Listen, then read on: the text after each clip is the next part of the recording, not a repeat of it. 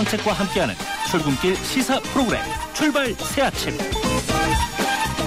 예, 지난주에 출발 새아침 3부 시작합니다. 예, 오늘은 지구촌 소식 YTN 라디오 뉴스룸 아나운서를 통해서 들어보겠습니다. 출발 새아침 월드뉴스타임 이윤지 아나운서. 예, 이윤지 아나운서 소개해 주시죠.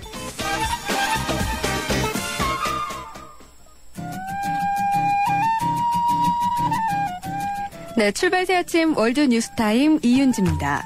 먼저 이란과 미국 등 주요 국가들이 합의한 이란 핵협상 타결안 소식부터 전해드립니다.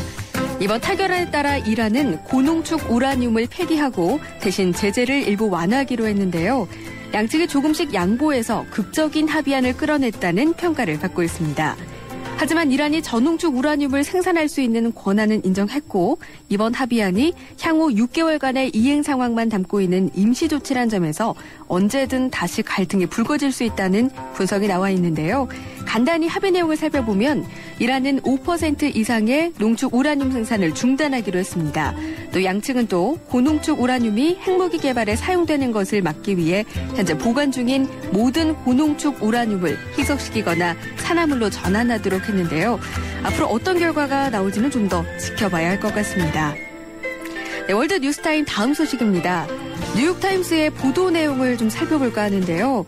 한일 간의 냉기류가 버락 오바마 미국 행정부의 외교 전략인 아시아 중시 정책에 걸림돌이 되고 있다는 소식입니다. 신문은 지난 9월 박근혜 대통령을 예방한 척 헤이글 미국 국방장관이 아시아 중시 정책에 활력을 불어넣으려고 일본과의 관계 개선을 요청한 데 대해서 박 대통령이 일본이 과거사를 진정으로 반성하도록 미국이 압력을 행사해달라고 주문했고 또 이달에 열린 한일 국방장관 회담도 아무런 소득 없이 끝났다는 사실을 한 번 더 상기시켰는데요. 이는 한일 관계가 겨우 명맥만 유지하고 있는 것으로 사상 최악이다 이렇게 말을 하면서 이런 상황이 중국의 부상과 또 북한 핵 위협의 연합전선을 구축하려는 오바마 행정부의 아시아 정책을 날로 꼬이게 하고 있다고 타임스는 평가했습니다. 끝으로 마지막 소식입니다. 에일리언처럼 머리가 뾰족한 여성 두개골이 온라인에서 화제를 모으고 있는데요.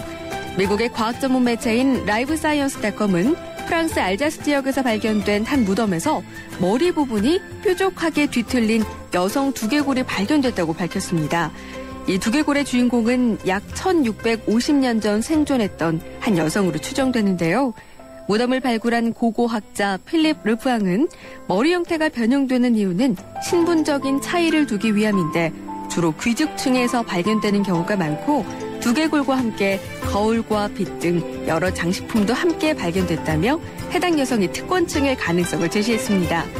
이에 대해서 누리꾼들은 약 1700년 전에 두개골이 발견됐다니 참 놀랍습니다 라는 의견을 보이는 한편 이런 머리 변형이 본인 의사와 무관하게 어린 시절에 강제로 행해졌다니 비인간적이네요 하는 아쉬운 반응도 보였습니다. 지금까지 월드뉴스타임 이윤지였습니다.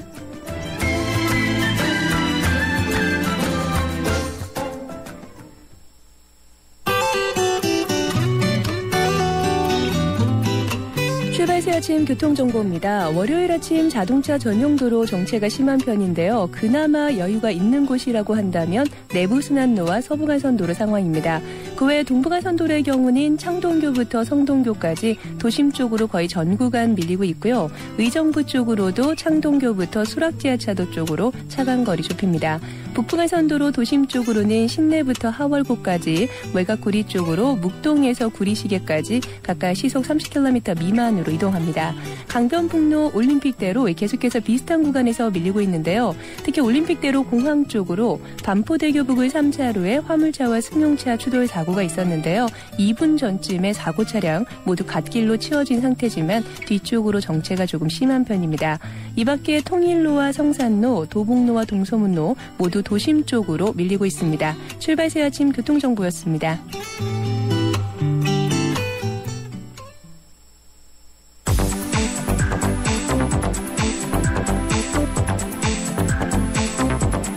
이 시간 주요 경제 소식, 경제 뉴스 브리핑. 네, 이번에는 경제 뉴스 알아보겠습니다. 한국경제신문 강현우 기자 전화 연결되어 있습니다. 안녕하세요, 강 기자님. 예, 안녕하십니까. 예, 지난주 미국 증시 소식, 또 올라서 사상 최고치를 기록했죠. 좀 전해주시겠습니까? 예, 지난 금요일 뉴욕 증시는 경제지표 호조와 양적 완화 축소 불안감 해소에 따라 상승 마감했습니다. 다우존스 지수는 전날보다 54.74포인트, 0.34% 오른 15,961에서 거래를 마쳤습니다. S&P 500 지수는 0.5% 올라 사상 처음으로 1,800선을 깨고 1,804.76을 기록했습니다. 나스닥도 0.57% 올랐습니다. 당초 뉴욕 증시는 전날 상승장에 따른 경계 심리로 혼조세로 출발했습니다. 그러나 데니스 로카트 애틀랜타 연방준비은행 총재가 양적 완화 규모 축소에 반대하는 발언을 한 것이 장세를 돌려놨습니다. 로카트 총재는 올해 하반기 미국 중앙은행인 연방준비제도 이사회가 예상했던 만큼 경제 회복세가 현실화되지 못했다면서 연준은 앞으로도 여러 해 동안 매우 높은 수준의 통화부용 규제를 유지할 것이라고 말했습니다. 전날 나온 경제지표도 이날 상승세에 보탬이 됐는데요. 미국 노동부는 지난주 신규 실업수당 청구 건수가 전주보다 2만 1,000건 줄어든 32만 3천 건이라고 발표했습니다. 지난 9월 이후 2달 만에 가장 낮은 수준입니다. 예, 그러면 이번 주 전망은 어떻습니까? 연말 소비 경기 회복에 따른 산타랠리가 올해도 나타날 것 같아요? 어떻습니까? 예, 지난주에는 S&P 500과 함께 다우지수도 처음으로 주중 1만 6천 선을 돌파했습니다. 주가가 순풍을 탄 채 연말 연시에 들어가면서 전문가들은 산타랠리가 이어질 가능성이 큰 것으로 보고 있습니다.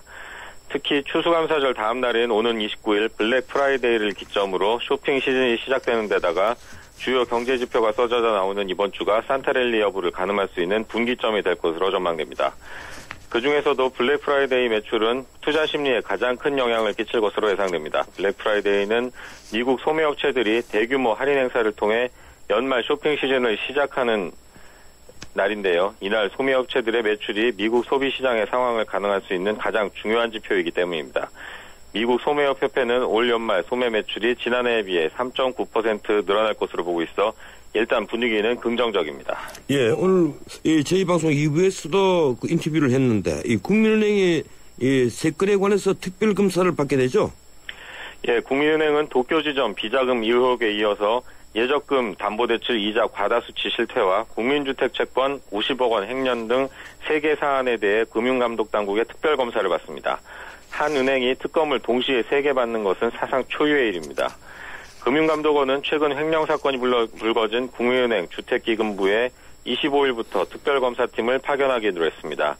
지난 19일 내부 제보에 따른 자체조사 과정에서 국민은행 본점 주택기금부 직원이 서울시내 모 영업종 직원과 공모해 국민주택 채권을 위조한 다음 현금으로 바꾸는 수법으로 90억 원을 횡령한 사실을 적발했고요.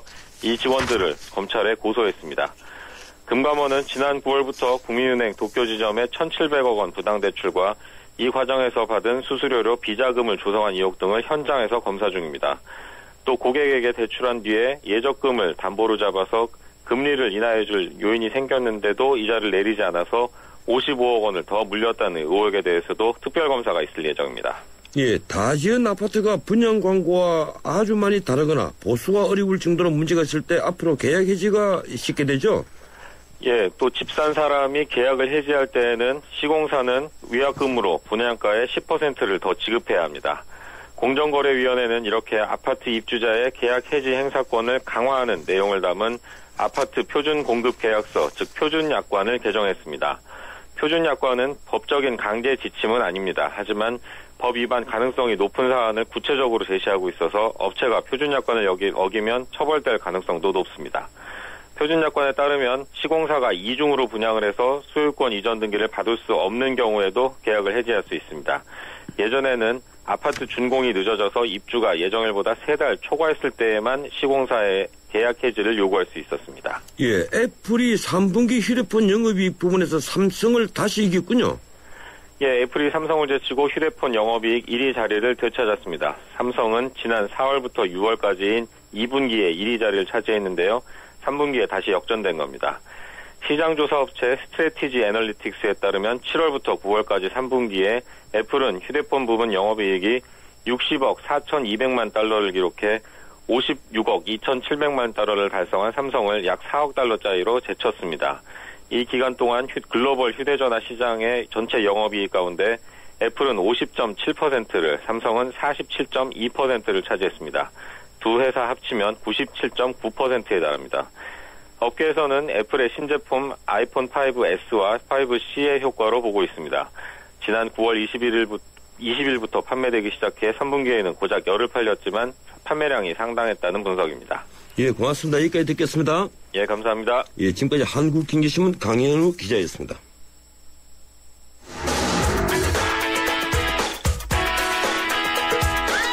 안녕하세요. 배우 손창민입니다. 매일 아침 출근길을 밝혀주는 세상살이 길잡이. 여러분은 지금 저와 함께 YTN 라디오 전원책의 출발새 아침을 듣고 계십니다. 서울대가 입시 제도를 바꿨습니다. 지난 14일 서울대는 2015년도 입시 기본 계획안을 발표했는데요. 내년 입시에서 논술을 폐지하고 지역균형 선발 제도도 일부 변경했습니다. 문제는 농어촌 학생들이 서울대 들어가기가 더 어려워졌다는 겁니다. 거기에다 입시를 불과 1년 앞둔 고2 학생부터 적용되기 때문에 졸속 아니냐는 비판도 나옵니다. 심지어 박근혜 정부의 대입 간소화 방안 정책에 부응하기 위한 것이라는 말까지 나오고 있습니다. 우리 대입제도 정말 너무 자주 바뀌는 것 같습니다. 왜 이럴까요? 전문가의 의견을 듣겠습니다. 입시 전문기관 하늘교육 임성호 대표 전화 연결되어 있습니다. 임 대표님 안녕하세요. 네, 안녕하십니까. 예, 이 지역균형 선발제도 정운찬 총장 시절 소외지역 배려한다는 취지로 도입되는데 그동안 잘 되어 왔다고 생각하십니까? 요즘 서울대학교에서 공식으로 이제 발표한 자료들을 보면은 이제 최근 6년 전에 비해서 서울대학교 전체 합격생이 이제 특목고 합격생이 한 2배 정도로 좀 높아졌고, 그러니까 예전에는 한 15%에서 한 32%까지 높아졌고, 반대로 또 일반고 학생들은 한 78에서 61%로 한 17% 정도 떨어졌습니다.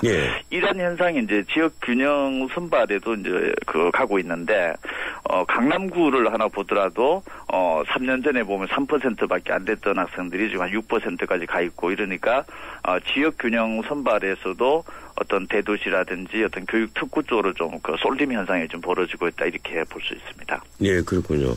근데 최근 4년간 지역균형 선발로 입학한 학생이 2,573명인데 그중에 서울에서 고등학교를 졸업한 학생이 무려 550명이나 됩니다. 또 그리고 광역시 출신이 786명. 그래서 이 광역시 이상 대도시 출신이 절반 이상이라는 겁니다. 그렇다면 처음부터 잘못 설정된 그런 제도가 아닐까요? 아무래도 그 지역균형 선발은 학교당 이제 추천 인원이 2명입니다. 2명이다 보니까 사실은 이제 문과 1명, 이과 1명이 그죠.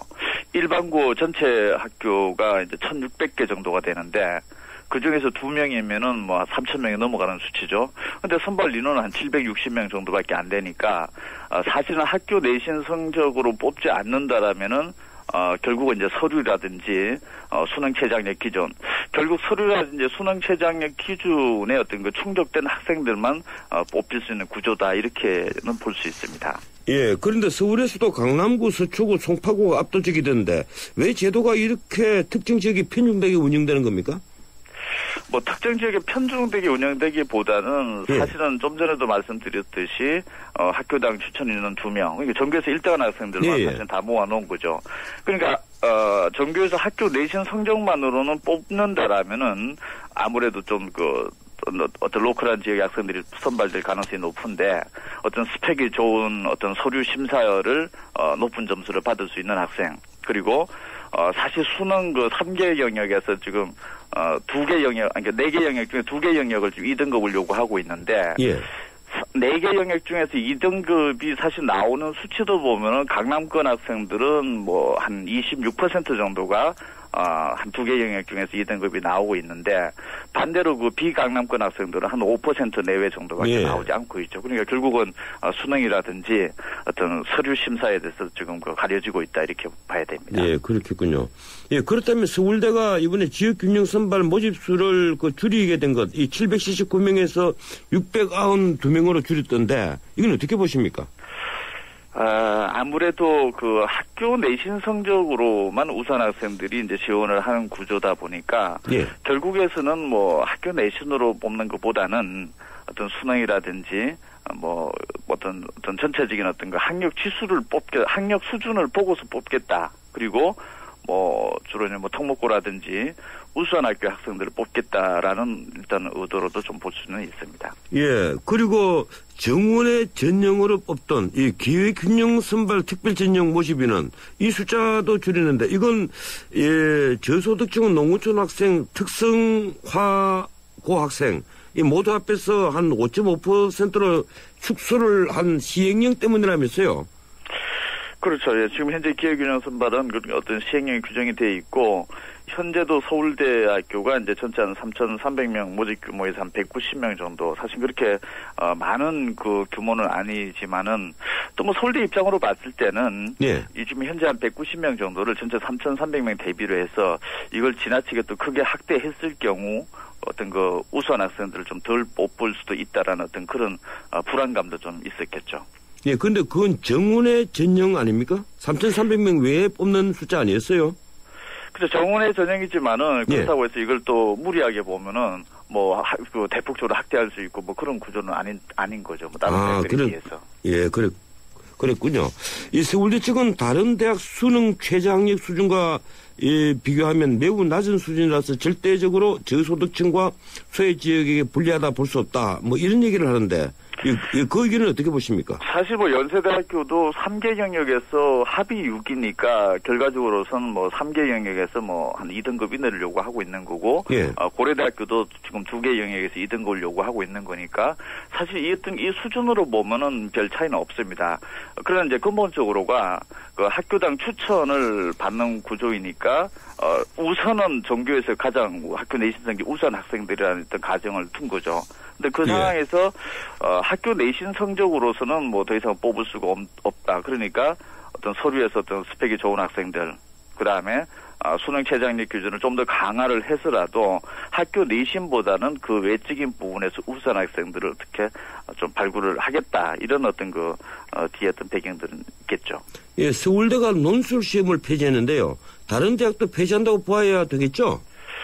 논술 시험은 서울대 사실 논술 시험은 이게 정시의 그 인문계 전형을 얘기하는 건데 사실 서울대 논술 전형이 폐지는 다른 대학에서 특별한 의미는 없습니다. 다만 이제 다른 대학들에서는 정시에서 논술 시험을 보지 않고 수시에서 이제 논술 시험을 보는데 수시에 이제 다른 대학들로 갔을 때 모집 규모가 이제 좀 일부 축소가 된다라든지 수시 논술이라든 시험 문제 좀 쉽게 출제된다라든지 이런 형태로서는 갈 수는 있습니다. 그러나 여전히 다른 대학들에 있어서 사실 수시에서는 일반 학생들이 지원할 수 있는 그 문호 자체가 논술 전형이 거의 대부분으로 봐야 됩니다. 그러니까 논술의 어떤 그 모집 단위가 축소됐다라고 하는 거는 상대적으로 어떤 그 논술 전형에 대한 경쟁률 그 다음에 어떤 그 합격선 자체가 대단히 높아질 수 있고 그 논술에 대한 영향력이 과거보다 어쩌면 더 높아질 수도 있다 이렇게 분석도 될 수 있습니다. 예, 서울대가 논술을 폐지하면 사교육이 그만큼 줄 수 있다 이런 언론 보도가 있던데 그 점은 어떻게 보십니까?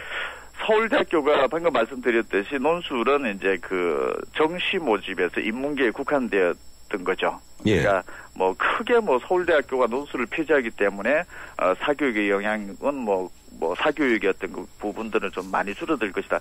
이렇게 보기에는 사실 어렵고 반대로 오히려 나머지 대학들이 이제 논술 규모를 축소하다 보니까 그리고 일반 학생들은 사실 내부 학교 내신에 우수한 학생들만 모여 있는 것도 아니고 그렇다고 어떤 특기자라든지 어떤 스펙 관리가 잘 돼 있는 학생들만 있는 것은 아니죠. 그러니까 대부분 학생들은 학교 내신도 좀 불리하고 이런 부분들을 수시에서 논술로 만회하고자 하는 학생들이 대부분이기 때문에 그 논술 전형이 경쟁률이 보통 한 50, 60대 정도가 되고 나머지 전형들은 한 10대 안팎밖에 안 됩니다. 그러니까 논술을 줄임으로 인해서 그만큼 오히려 논술의 영향력이 더 커졌다 반대로.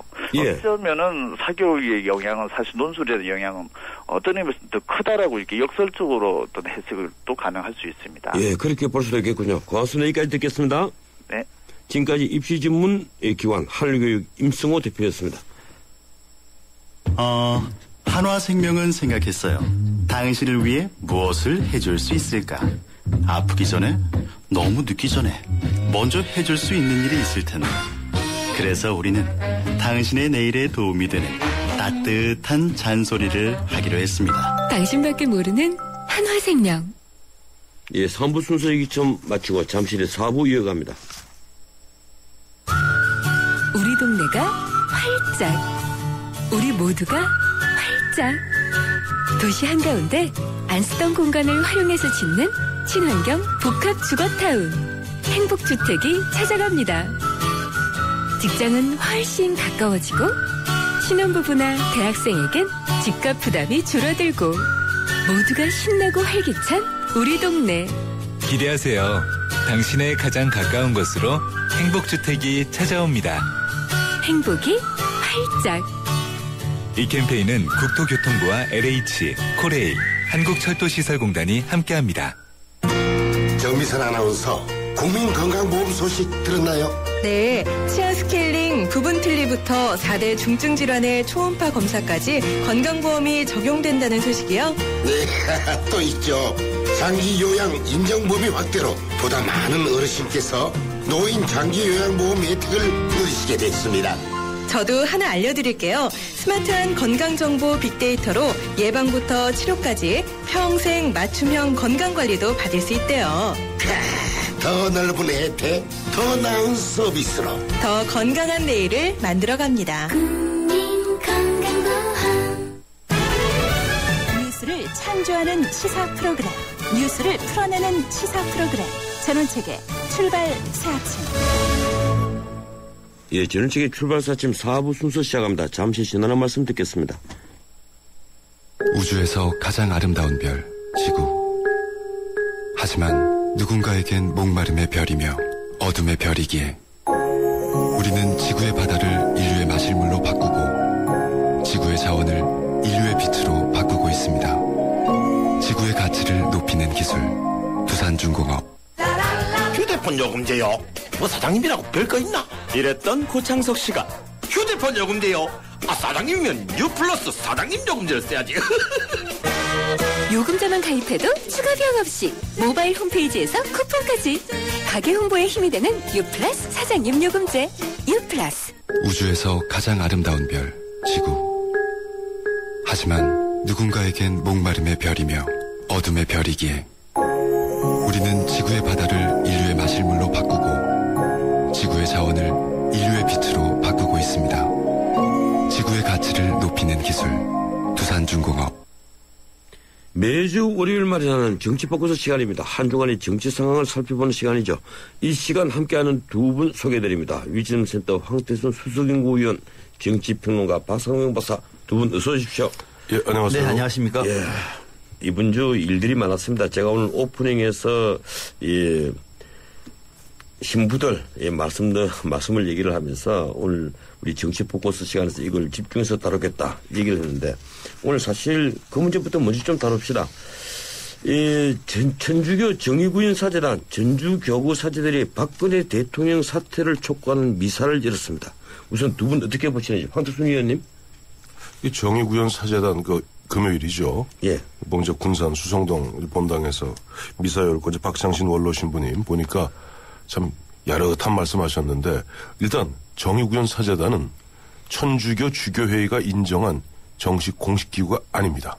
그리고 지금 정의구현 사제단 입장에서도 전주교구 일부 정의구현 사제단 사제들의 이야기지 정의구현 사제단과는 조금 거리를 두고 있어요. 근데 어쨌든 박창신 원로 신부가 말씀하신 일본이 독도 근해에서 독도에서 우리 땅의 독도에서 훈련했을 때 포격하는 것이 대통령의 임무이듯이 문제 많은 NLL에서 한미가 훈련했으니 연평도를 때리는 것이 가로 열고 가로 닫고 김정일의 당연한 군 통수권자로서 의무다. 이런 식으로 얘기한 것은 정말 99.99%의 국민들이 절대 동의할 수 없는 그런 이야기입니다. 잠깐만요. 그 점은 워딩을 우리가 정확히 해야 될 것 같거든요. 네. 이 박창신 신부가 한 워딩은 이렇습니다. 일본이 자기 땅이라고 독도에서 군사 훈련을 하면 어떻게 해야 되겠느냐? 쏴버려야 되겠죠. 쏴버려야 우리 대통령이죠. 그러면 NLL 이 문제 있는 땅에서 이 한미가 군사 운동을 하면 어떻게 해야 되겠습니까? 북한에 쏴버려야겠죠.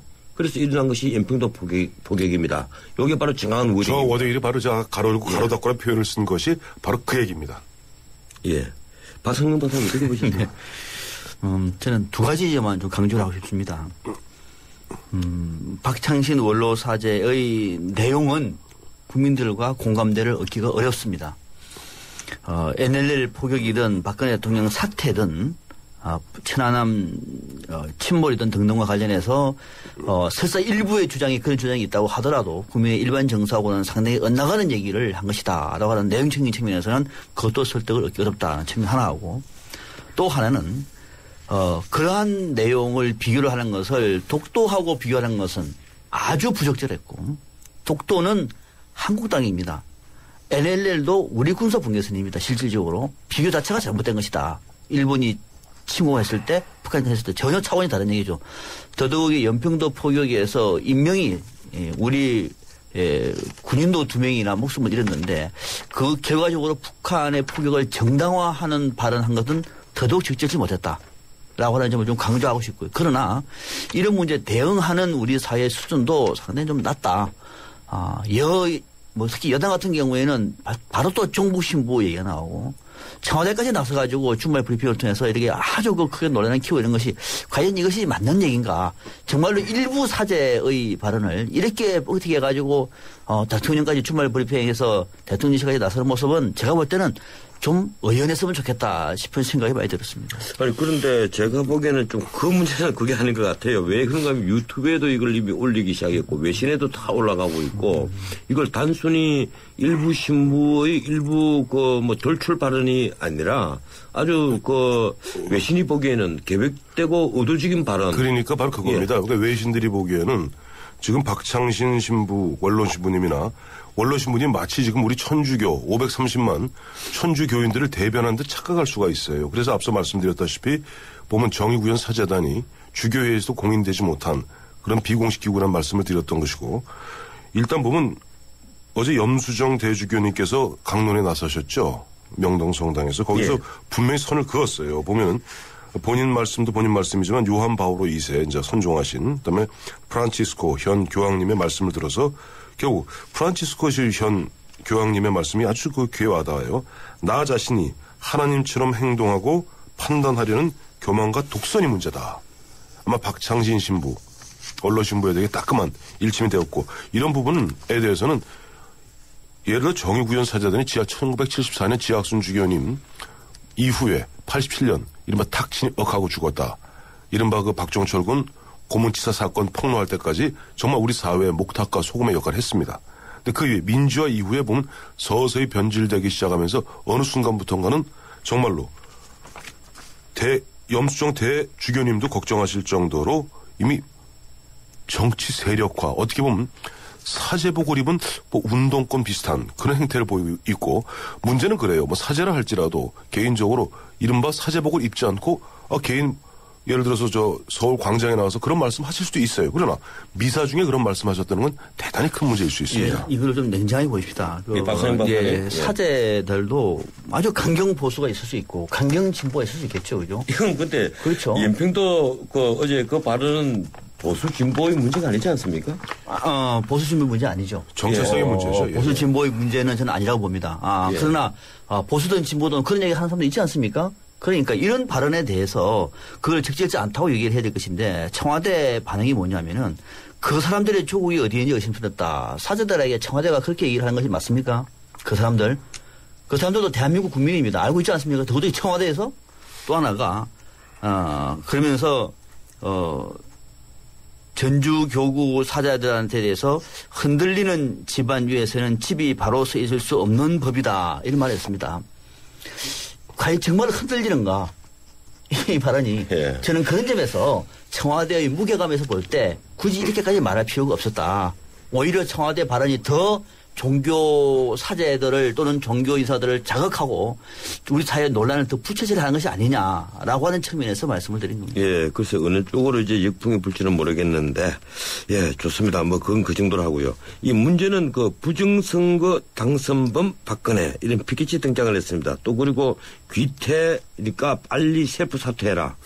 귀태라는 표현 아시죠? 지난번에 민주당 쪽에서 써먹어서 참 공격을 많이 받은 표현인데 이런 이 피켓이 사제단에게서 등장을 했습니다.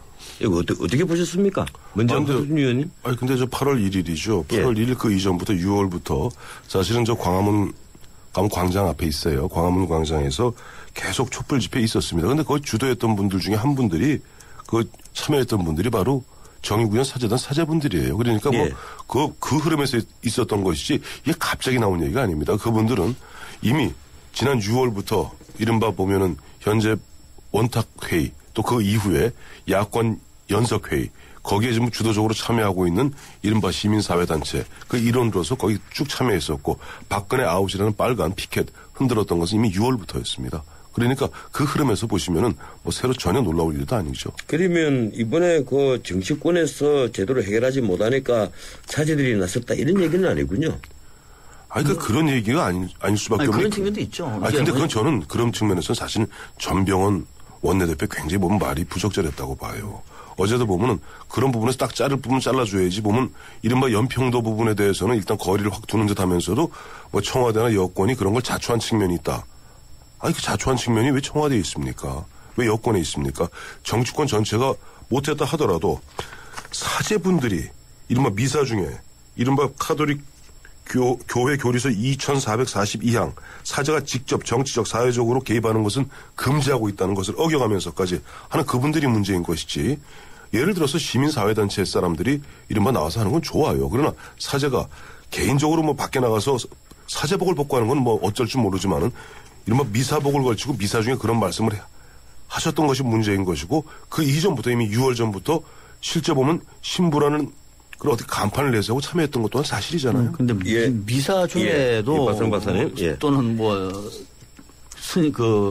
목사님들도 설교 중에 정치 얘기 할 수 있죠. 저는 지금 정교 분리 문제에 관해서 저는 얘기를 할 수 있다고 봅니다. 다만 할 수 있는 얘기의 수위가 국민들의 공감대를 형성할 수 있을 정도의 적절한 발언인가가 중요하지 않겠습니까? 그러니까 말은 신부님들도 또는 사제들도 목사님도 얼마든지 얘기할 수 있는 것이고 정치인 자유가 보장되어 있는데 그러니까 이번 같은 경우에는 박창신 신부 같은 경우에는 과도했다라고 하는 측면은 따끔하게 지적을 할 대목이고 또 이 문제가 갑자기 터진 것이 아니라 그동안에 전조계에서 국정원 사건과 관련해서 특히 이 전국 정의구현 사제단 같은 경우에는 끊임없이 그 진실 규명을 요구를 해왔고 여기에 대해서 계속 진실 요구에 대한 어떤 화답이 적다 보니까 이번에 박진신 신부 사제가 아마 작정을 한 것 같아요. 그러나 이것이 어느 쪽에 유발됐다고 보기보다는 그 사제단 입장에서 보면은 정부 여당이 답을 내놓고 문제를 풀어야 되는데 풀지 못하니까 화살을 대통령한테 돌린 거죠. 그쪽에서 보면은. 근데 지금 잠깐만요. 잠깐. 지금 재판이 진행 중에 있고 이른바 지금 검찰이 수사해서 121만 건 트위터 추가로 발견해서 2차 공소장 변경한다 그래서 심지어는 김한길 대표까지도 검찰 잘하고 있다고 얘기하고 있지 않습니까? 그렇다면 지금 또 박 대통령도 지난주 월요일 날 국회 시정연설을 통해서 어떤 정부의 의지를 믿어주고 사법 판단을 좀 기다려달라. 그것은 저는 할 수 있는 얘기가 그렇게 가야 된다고 봅니다. 그런데 알겠습니다. 뭐 두 분이 지금 국정원 댓글 사건 어떻게 좀 진행되고 있는지까지 나가면 시간이 너무 부족할 것 같고 짧게 한 가지씩만 제가 의견을 구하겠습니다. 바로 정교 분리 문제인데요. 이 정치와 종교를 정치가 종교를 어느 선까지 언급해야 될 거냐? 과연 저항권 문제까지만 언급하면 그건 가능하다 이렇게 보는 시각이 있고 또 뭐 일반적으로 문제되는 것까지 관여할 수 있다 또 이런 주장을 하는 좀 적극파도 있습니다. 박성근 박사님 우선 어떻게 보십니까? 참 애매한 얘기인데요. 참 정치의 영역이 어디까지인가도 중요하지 않습니까? 민주화 때 전국 사제단 정의구현 사제단 같은 경우에는 촛불을 들고 민주화운동에 적극 앞서지 않았습니까? 이것이 나쁜 거냐? 저는 아주 좋다고 봅니다. 이것이 정치냐? 저는 이거는 정치의 영역보다 훨씬 더 우리나라의 민주주의 위기, 국가의 위기 상황 속에서의 대응이라고 생각을 합니다. 그래서 그 이후에 민주화 이후에 여야 간의 정치 문제 이슈에 대해서만큼은 발언은 할 수 있대 행동에 나서는 것은 옳지 못하다. 저는 그렇게 해석을 하고 싶고요. 발언이라고 하더라도 국민의 눈높이에 맞는 상식적인 선에서 나와야 되는 것이지 과도한 진보 발언이나 과도한 보수 발언 또는 소수의 발언만 마치 이것을 다수인 것처럼 말하는 것은 종교의 본연의 역할에서도 저는 어울리지 않는다. 이런 생각을 하고 있습니다. 그러면 이번에 전주교구 미사에서 나온 발언들은 오바했다. 오바했다고 보시는군요. 황토순 의원님? 저는 기본적으로 지금 이 전국교 그 정의구현 사제단 이분들이 아직 1970년대 해방신학의 그 흐름에 있는 것이 아닌가 그렇게 보고 그런 상태에서 과도하게 보면은 이른바 사제가 앞서 프란체스코 아니 염수정 신부님 말씀이죠? 예. 거기서 프란체스코 현 지금 교황을 인용을 했죠. 인용을 한 부분이 네. 이게 바로 그거예요. 그러니까 바로 프란체스코 신부님 바로 중남미 분입니다. 그때 이제 해방신학의 그 흐름을 갖다 잘 꿰뚫어 보시는 분인데 지금 우리 현재 정의구현 사제단이 하는 것은 나 자신이 하나님처럼 행동하고 판단하려는 교만과 독선이다 이거예요. 뭐냐니까 예. 이미 사제복 입고 아직도 정교 분리가 된 지가 벌써 까마득한 옛날인데 예전에 정교 일치시대 때 마냥 사제면 모든 문제에 대해서 왈가왈부하고 하나님처럼 다 결정할 수 있다는 그런 어떤 교만과 독선이 문제라는 바로 프란체스코 현 교황님의 말씀을 갖다 염수정 대주교가 이용하신 어떤 그 이유가 우리나라는 엄연히 정교가 분리되어 있고 어떤 사제가 앞서 우리 박사님 말씀하신 대로 박 박사님 말씀하신 대로 사회 그런 모순과 부조리에 대해서 지적하는 건 예. 좋으나 거기에서 이런 식으로 모든 것을 교만과 독선에 입각해서 정치의 문제까지 직접 행동으로 나서고 왈가왈부 감나라 대추나라는 것은 정말 잘못된 것이다. 예, 이번 이 시국 미사가 결국 여야 정쟁에 이제 기름을 붓느냐 아니면 역풍이 부느냐 이제 이런 문제인데 뭐 기독교 불교의 그 다른 이 종교까지도 다시 또 연결이 되는 것 같습니다. 어떻든 지금 민주당은 사제단의 말에 귀 기울여야 한다 이런 얘기까지도 했었는데 예, 이 야당에 유리한 일이 될까요? 야당에 불리한 일이 될까요? 예, 제가 정치공학적인 질문을 드리겠습니다. 먼저 황도순 의원님. 변호사님 왜 이러세요? 아니 지금 유불리를 따질 문제가 아니라. 아니, 우리 언론에서도 그 문제를 짚으니까. 저는 그게 좀 화가 나는 게 제가 예. 천주교인입니다. 예. 이 천주교와 우리 정부 간의 갈등 문제가 아니에요. 천주교 내에 그야말로 한 줌도 안 되는 정의구현 사제단이라는 극좌 예. 몇몇 사제들의 문제인 것이지 대부분의 천주교인들 절대 그렇지 않습니다. 저는 기본적으로 이 프레임 보면은 뭐 야당한테 제일 불리하다고 봅니다. 왜냐면은 이 사제단이 야권 연대에서 상당히 영향력을 어느 정도는 행사하고 있고, 또 잠잠했던 NLL 논란을 다시 부추기고 있는 측면은 이 야당으로서는 반길 일은 아니죠. 그래서 좀 더 크게 보면은 뭐 우리 정치권, 우리 국가 모두에게 너무 과잉 대응하는 것은 모두의 손실이거든요. 국민의 손실입니다. 그래서 웬만하면 이런 문제는 우리 사회가 건강하면은 이런 돌출발을 얼마든지 넣을 수 있는 것이고, 설사 작정하고 놓은 말이라고 하더라도 특히 청와대라든지 정치권에서만큼은 이것을 좀 어느 정도 끌어안고 좀 미래로 나아가는 것이 바람직하지 않겠느냐. 다른 후폭풍이 좀 없었으면 좋겠습니다. 예. 오늘은 결국 이 천주교 그 미사로 시종해버리는데.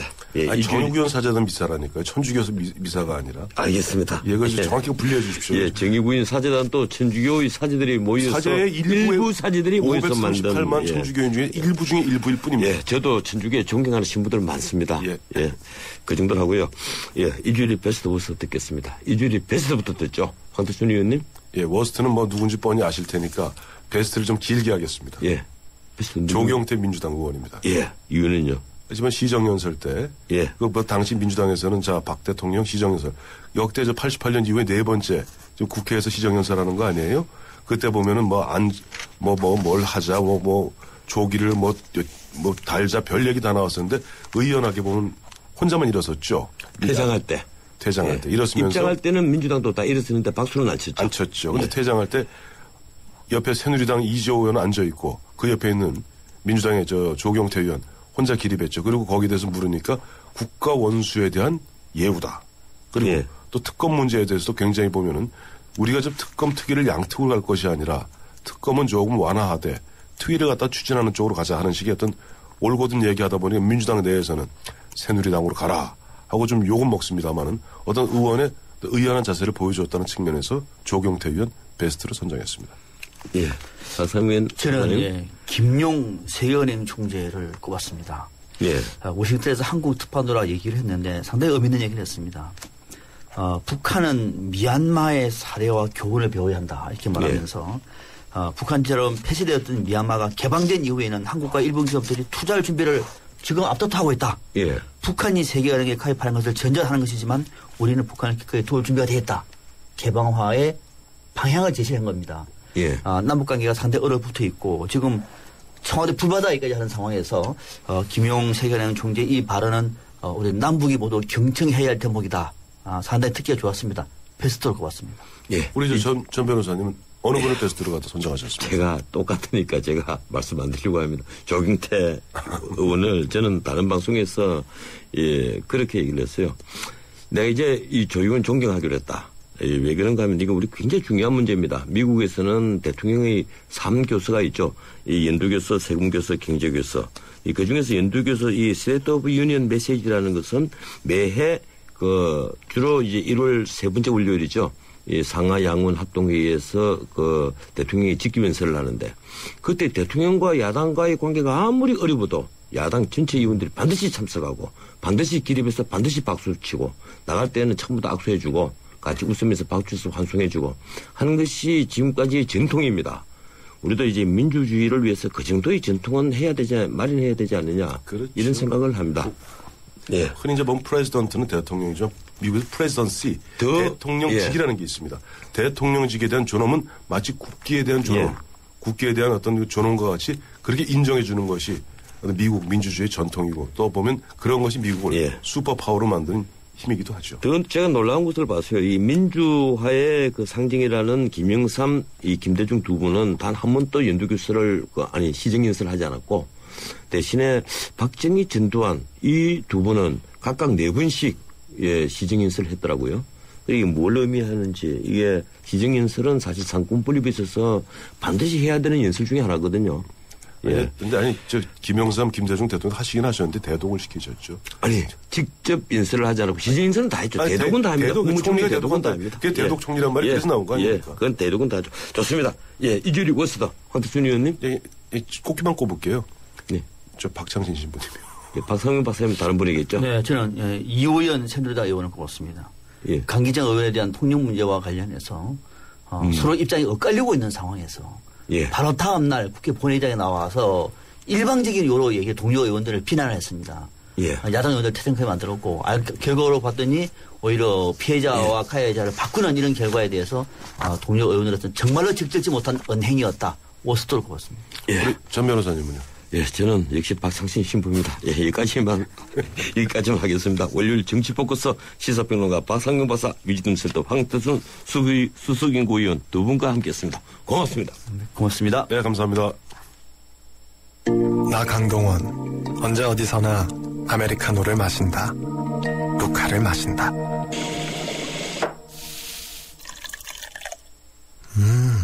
맛있다. 내가 즐기는 단 하나의 아메리카노. 루카. 루크 아메리카노. 루카. 월요일 친구 생일, 화요일 본부 모임, 수요일 동창회, 목요일 거래처 김과장, 금요일 불금. 이런 깐장! 간은 언제 쉬하는 거야? 식약처 인정 유산균 발효다시마 추출물 함유 모닝케어 플러스가 알코올성 간 손상으로부터 간을 보호하는 데 도움을 줄 수 있습니다. 굿모닝 간 모닝케어 플러스. 본 제품은 건강기능식품입니다. 딱딱한 질문 하나 드릴게요. 융합이란 뭘까요? 퓨전? 컨버전스? 1+1? 전기전자, 화학, IT, 신소재를 첨단 산업이 만나 자동차가 된다는 사실. 융합. 생각보다 가까운 곳에 있었네요. 더 나은 미래를 향한 동행. 현대자동차그룹. 스마트폰 대리점에서 지트 주세요. 라고 말하는 것. 카메라를 볼 줄 안다는 것. 손이 떨려도 빛이 어두워도 뚜렷하게 찍히는 OIS 카메라니까. 카메라를 사자. LG G2.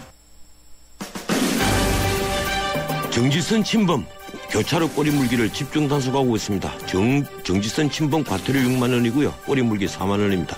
지난해 이미 꼬리 물기를 단속해서 2만 3천 건 실적을 올린데 이어서 올해는 벌써 10만 4천 건입니다. 그런데요. 과태료 징수액을 보니 2010년 5,378억, 2011년 9,400억, 2012년 무려 1조 8,788억 원으로 늘어났습니다. 올해도 이미 1조 6,137억 원이 그쳤는데요. 대부분의 과태료는 경찰이 거둔 겁니다. 경찰은 교통안전을 위해서 정지선 침범 꼬리 물기를 단속한다고 하지만 솔직히 말해 운전자들이 가장 어기기 쉬운 것을 과태료 메뉴로 추가했다는 생각을 지울 수가 없습니다. 규칙이나 법은 국민 편하자고 만든 겁니다. 오늘은 여기까지입니다. 지금까지 진행의 진현식 변호사였습니다. 내일 뵙지요. 고맙습니다.